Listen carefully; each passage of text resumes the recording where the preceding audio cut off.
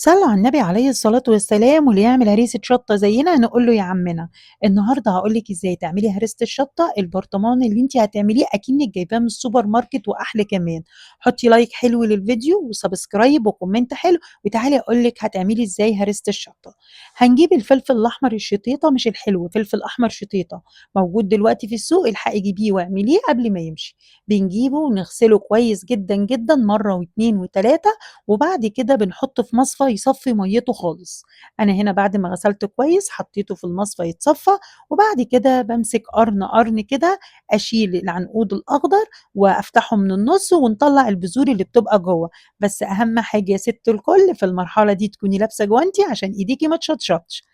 هنا كده تمام. بعد كده أمّا خلّصتِ الكمية كلّها ونضّفتها، لا تفرميه بالمفرمة لو عندِك مفرمة، لا تضربيه في الكَبّة. أنا فرمته في المفرمة بس ما رضيتش أطوّل عليكم الفيديو. صلّي على النبي عليه الصلاة والسلام، وده شكله بعد ما فرمته في المفرمة. نحط حلة على النار وننزل بالفلفل. بعد كده باحط معلقتين خَل كبار، ومعايا عصير ليمونتين، ومعلقتين كبار من الصلصة، صلصة الطماطم.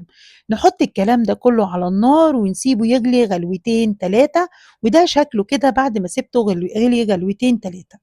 بعد كده بنحط معلقتين كبار من الملح. طبعًا المقدار اللي أنا باقوله لِك ده مقدار 2 كيلو من الفلفل الأحمر. حطيت معلقتين كبار من الملح، وحطيت 4 معالق من الزيت، وطبعًا الملح والزيت بيعتبروا مادة حافظة. قلّبي الكلام ده كله يغلي غلوة واطفي عليه، وكده هريسة الشطة بقت جاهزة معاكِ. البرطمانات لازم تكون متعقمة ونضيفة. أنا باجيب حلة أحط فيها مَيّة واغلي البرطمانات وبعد كده أنشفها.